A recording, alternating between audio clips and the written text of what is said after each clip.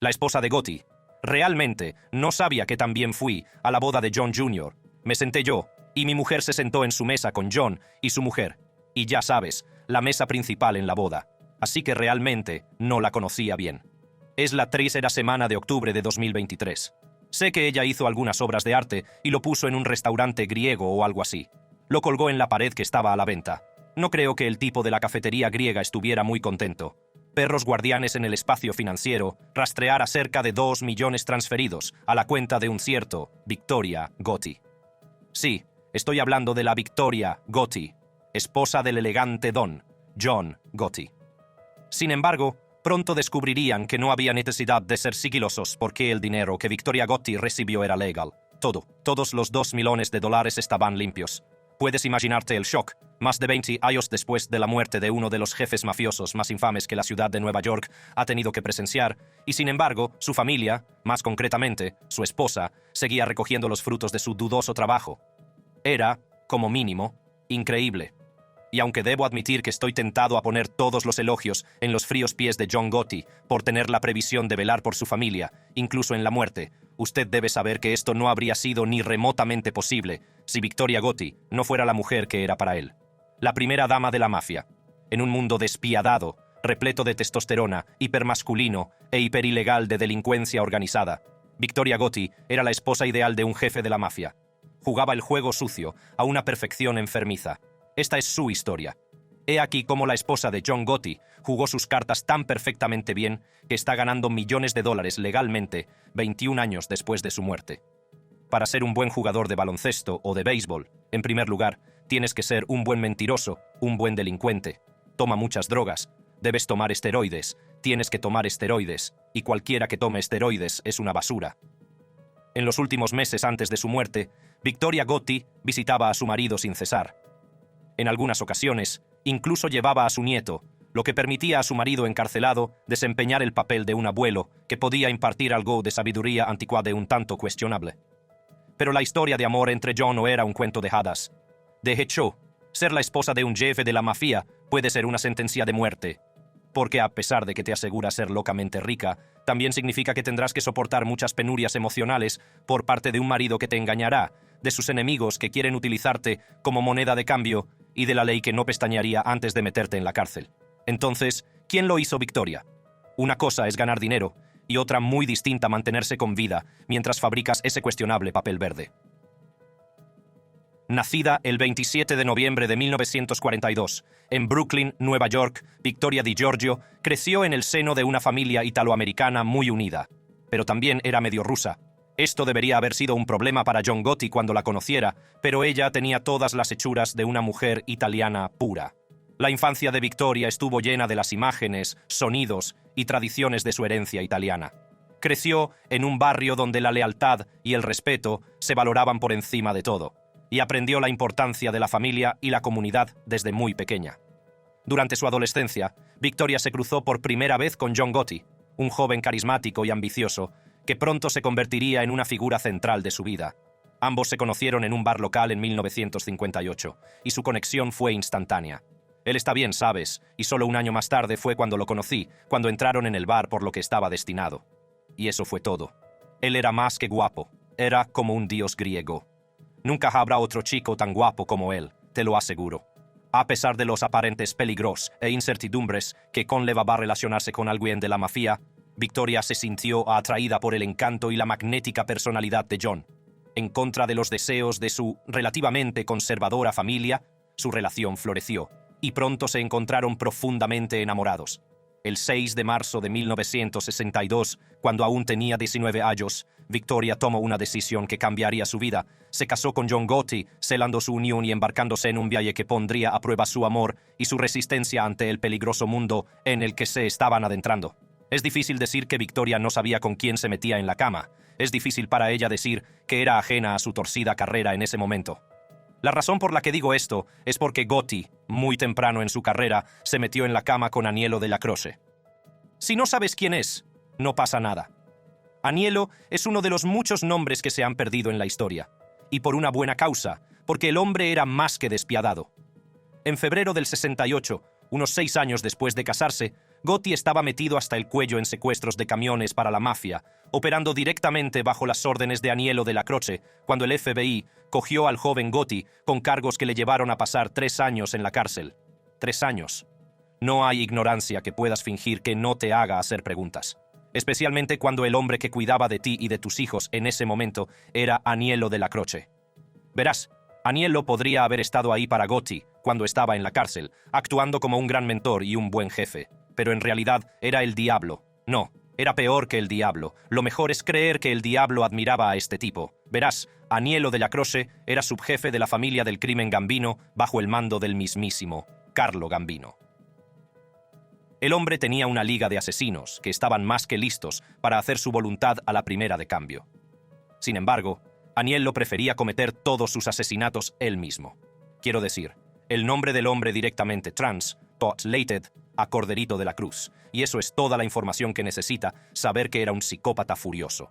Según el perfil del FBI, Aniello solía cometer sus asesinatos vestido de sacerdote, y disfrutaba mirando fijamente a los ojos de sus víctimas mientras sus vidas se desvanecían, como si fuera un ángel de la muerte.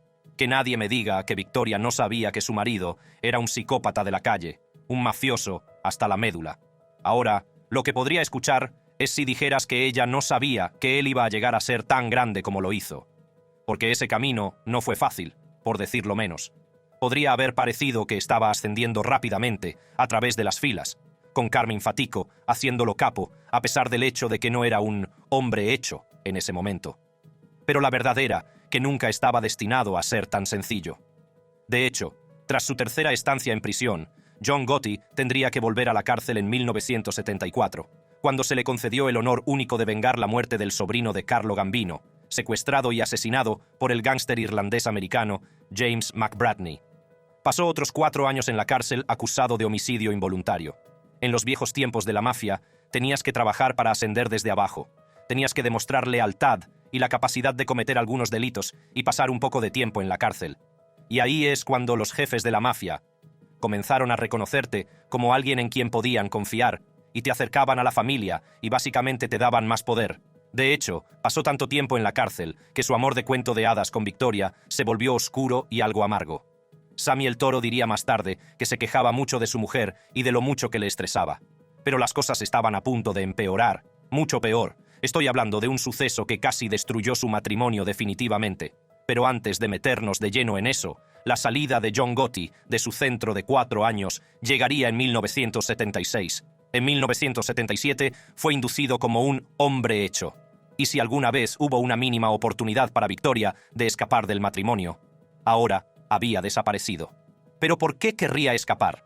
Aparte del hecho de que él la engañaba habitualmente, nunca estaba en casa, siempre tenía problemas con la ley y había tenido más roces con la muerte que un motorista de Red Bull probando el terreno rocoso del Himalaya. John cuidaba de ella, ponía de su parte y los mantenía alejados de las partes más duras de Mob. Pero la vida es increíblemente cruel y hay muchas cosas que escapan a tu control. En este caso, la dureza de la vida estaba a punto de encontrar su camino a sus puertas. Iba en una minimoto, desafortunadamente salió disparado a la calle saliendo del Belt Parkway, y el coche lo atropelló. El coche lo atropelló y lo mató. Victoria tuvo 5 hijos para John, 3 hijas y 2 hijos. El hombre que están viendo en la pantalla ahora mismo es su primer hijo, John Gotti. El segundo era el niño de la minimoto. Se llamaba Frank, tenía solo 12 años en el momento de su muerte. Y desde el momento en que se lo llevaron de la familia Gotti, Victoria perdió cualquier hilo de cordura que hubiera evitado que su vida fuera aplastada por el peso de la elección de carrera de su marido. Se volvió loca. No literalmente, emocionalmente. Sé que John tuvo muchos problemas con ella. Sé que cuando perdieron a su hijo, ella perdió la cabeza un poco, porque sus hijos eran todo lo que tenía. Y hasta ese momento, ella había hecho todo lo posible para protegerlos de las realidades de la vida mafiosa de su padre. ¿Pero cuánto podía hacer? ¿Cómo explicaría ella las noches interminables en las que él estaba fuera, en un trabajo que seguro le mancharía las manos? ¿Cómo explicaría los años de ausencia cuando John estaba encerrado en la cárcel? Victoria no estaba muy contenta con la elección de carrera de su marido, pero la toleraba mientras él le prometiera que mantendría a sus hijos al margen. Como probablemente ya sepas, no era una promesa que él tuviera intención de cumplir religiosamente. Pero nos estamos adelantando. Hubo la muerte del pequeño Frank Gotti, su hijo, y el asesino accidental fue su vecino de al lado, John Favara. La muerte de su hermano menor Frank, en un accidente de tráfico, fue considerado el evento más traumático en la historia de la familia y tendría graves consecuencias para el vecino que lo mató. Frank Gotti, de 12 años, había tomado prestada la moto de su vecino el día en que éste iba a dar a probarla a todos sus amigos. Por suerte para Frank, este vecino también era un amigo, y le tocaba a él probar la moto. Así que, la tarde del 18 de mayo de 1980, Frank corrió a casa de su amigo y se montó en la moto. Pero antes de que su amigo pudiera darle instrucciones o precauciones para manejarla, Frank ya había dado una vuelta con la moto. Fue entonces cuando el vecino lo golpeó con su coche. Todos sabían que había sido un accidente. Podría haberle pasado a cualquiera. Pero por el bien de este vecino, no debería haberle pasado a un Gott. Porque mientras Victoria era un inconsolable desastre lloroso, enganchada a una interminable dosis de tranquilizantes, su marido carecía de emociones. John Gotti no mostraba ninguna emoción, no lloraba a su hijo, al menos no en público. ¿Cuál fue el efecto en su padre? No mostró mucha emoción. Pero mi dormitorio, el conducto de ventilación estaba unido a su guarida y le oía llorar. Lo oía llorar. Nadie necesitaba decirle a nadie que los días de Favara estaban contados. Todos sabían que era cuestión de tiempo que el hombre desapareciera. Pero de algún modo, por alguna demente razón, Favara no captó la indirecta. John Favara, el hombre responsable de la muerte de Frank, tomó la extraña decisión de buscar el perdón de la familia Gotti, llamando a su puerta principal. Victoria le golpeó la cabeza y lo ahuyentó con un bate de béisbol. Una mujer que había rehuido la violencia, una mujer que apenas había condonado los métodos ultraviolentos de su marido. Esa misma mujer probablemente estaba empezando a ver la excepción dentro de sus reglas. ¿Podría ser que ella sancionara la serie de acontecimientos que ocurrieron a continuación? ¿Un asentimiento silencioso? ¿Un por él a su marido sin usar palabras? ¿Podría Victoria Gotti ser de algún modo responsable de la misteriosa desaparición de John Favara tras la muerte de su hijo? Porque lo que la gente esperaba que ocurriera inmediatamente tardó un tiempo. John Favara tuvo 4 meses para irse de la ciudad. 4 meses para desaparecer con su familia. Dudo que Gotti hubiera dado casa. Pero entonces, quién sabe, porque una semana antes de que Favara desapareciera, la familia Gotti se fue de vacaciones a Florida. Mientras tomaban el sol, Favara fue secuestrado por unos hombres en su lugar de trabajo. Para entonces, Favara ya había empezado a planear su marcha. Ya era demasiado tarde. Nunca se encontró su cuerpo, y fue declarado muerto por el FBI en rebeldía. Algunos dicen que fue golpeado, descuartizado y sus partes arrojadas a un río. Otros dicen que, mientras Favara estaba vivo, lo descuartizaron con una motosierra, lo metieron en un barril lleno de hormigón y lo arrojaron al océano, o lo enterraron en algún solar de un desguace. Finalmente, las autoridades llegaron a creer que el asesino a sueldo de la mafia, Charles Carneglia, mató a Favara y se deshizo de su cuerpo en ácido. Como dije antes, este fue el punto de inflexión para la familia Gotti. Nada volvería a ser lo mismo. Pero más específicamente, la relación entre John y Victoria evolucionó hacia una casi rendición. Ella sabía que no podía dejar a John, pero ¿podía confiar en él para protegerlos? Lo intentó. Se lo pidió a su marido y le hizo prometer que no involucraría a su hijo, su único hijo superviviente, en el negocio de la mafia. Si la razón por la que hizo esto fue por una premonición de acontecimientos más peligrosos por venir, estaba en lo cierto. Porque John Gotti estaba a punto de hacer un movimiento que le haría el centro de la atención del mundo. ¿Dónde fueron golpeados? Fueron golpeados en la cabeza y en el cuerpo. Hubo testigos, pero no muchos le dijeron a la policía, de un aparentemente bien entrenado y fuertemente armado. Poco antes de las 5:30 de una tarde de diciembre de 1985, el jefe de la mafia, Paul Castellano, bajó de una limusina frente al restaurante Sparks Steakhouse, en el centro de Manhattan, y murió tiroteado. Los 4 asesinos que lo mataron iban llamativamente vestidos con gabardinas y sombreros rusos de piel. John Gotti, el hombre que organizó el golpe, se sentó en un coche cercano para asegurarse de que su jefe estaba muerto. Paul Castellano era el jefe de la familia criminal Gambino, a la que John servía. Y a John no le gustaban las instrucciones de Castellano de no traficar con drogas. La razón de Castellano era simple y bastante lógica.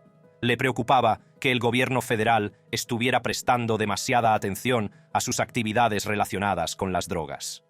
Gotti ignoró las instrucciones de Castellano y siguió haciendo que su gente traficara con heroína. Incluso empezaron a hablar mal de Castellano a puerta cerrada.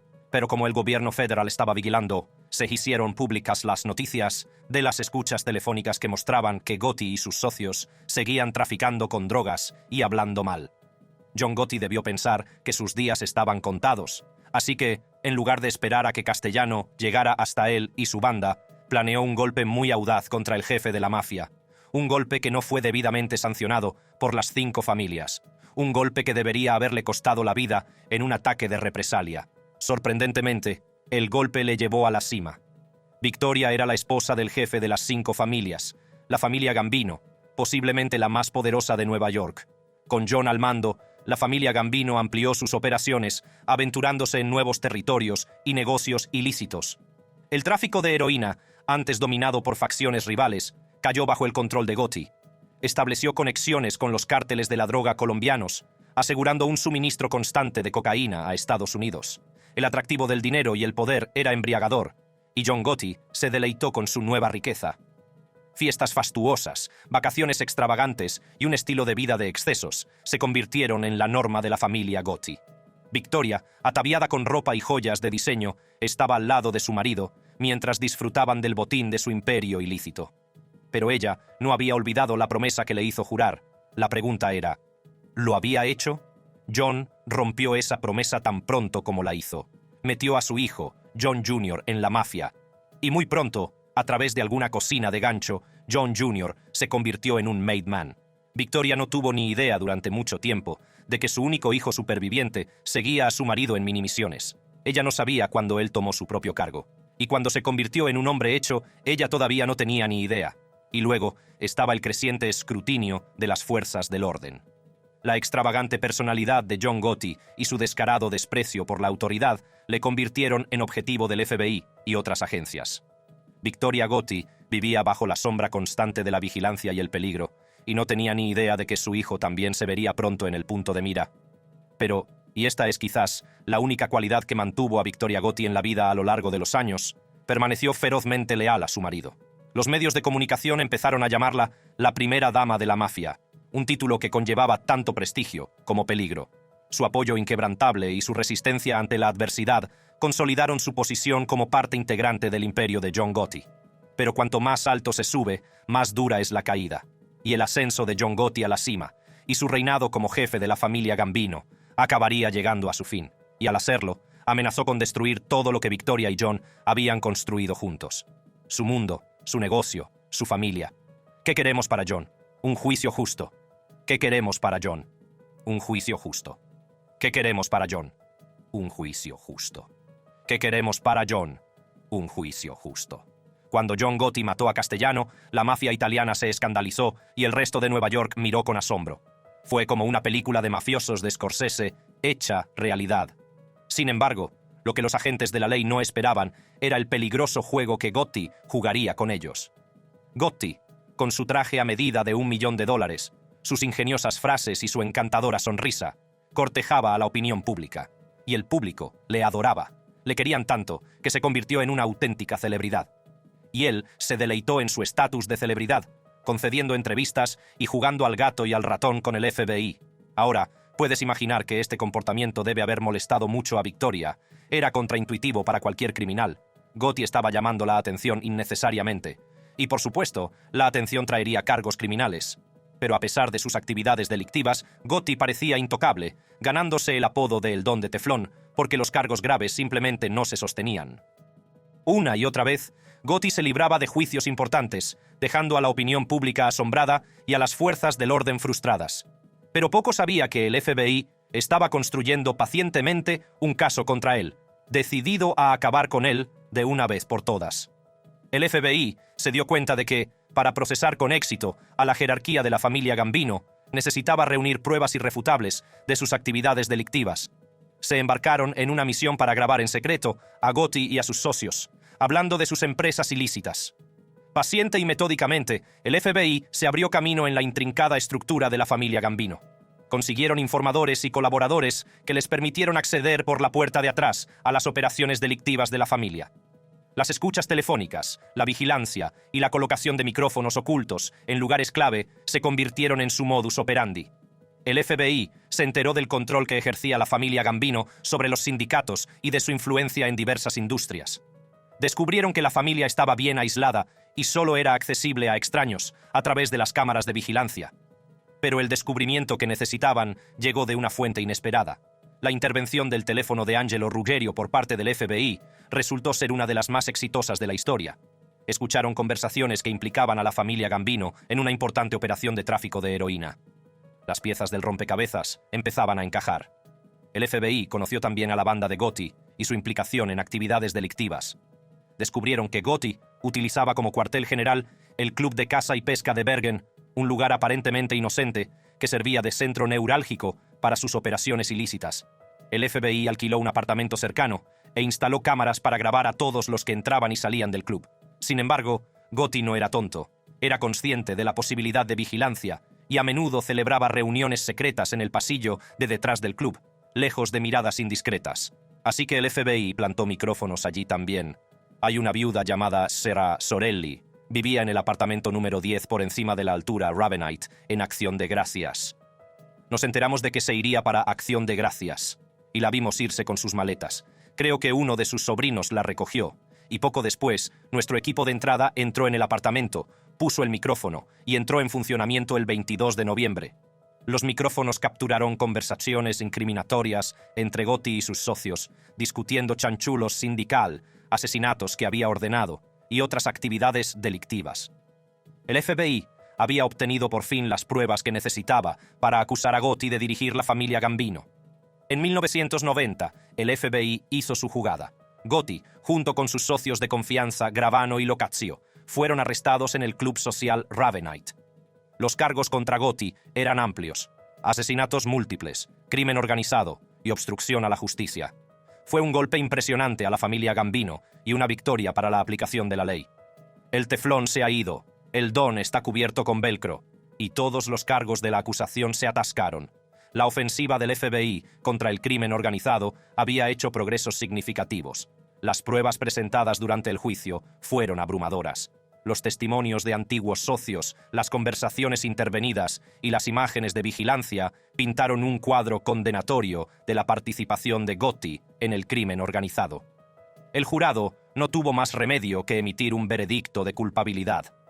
En 1992, Gotti fue condenado por múltiples cargos, entre ellos asesinato, crimen organizado y obstrucción a la justicia. La suerte del don de teflón se había acabado. Fue condenado a cadena perpetua sin posibilidad de libertad condicional, dejando su imperio en manos de su hijo y abandonando a su familia, Victoria específicamente de nuevo. Ahora esta era la parte difícil. Mientras Gotti intentaba jugar al titiritero desde la cárcel utilizando a su hijo, este se había cansado.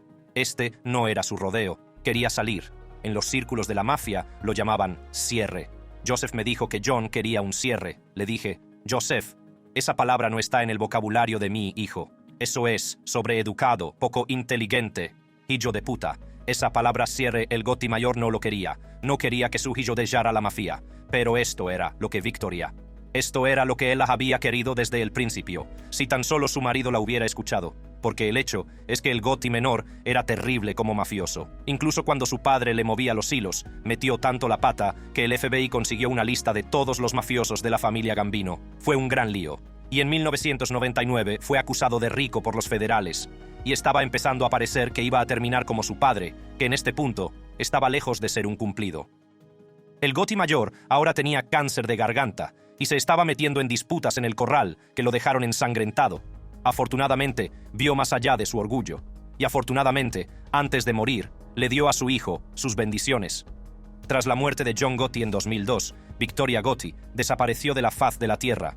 Mientras su hija, su hijo y su familia se beneficiaban del ahora legendario nombre Gotti que llevaban, ella volvió a las sombras. No encontrará ningún vídeo de ella en una entrevista. La única entrevista que puede encontrar se hizo en audio y nunca más. Victoria Gotti se convirtió en lo opuesto a su marido, atando una conclusión ordenada a su legado de crimen. Así que, después de que los federales hubieran investigado y confiscado todo lo que pudieron, después de que la ley se aburriera de ellos y empezara a perseguir al nuevo y brillante criminal de la cuadra, la familia Gotti asumió un estado de normalidad. Ahora eran legítimos, ya no eran criminales. Victoria Gotti había sido lo bastante sabia como para saber cuándo detener lo que su marido había empezado. una auténtica primera dama de la mafia.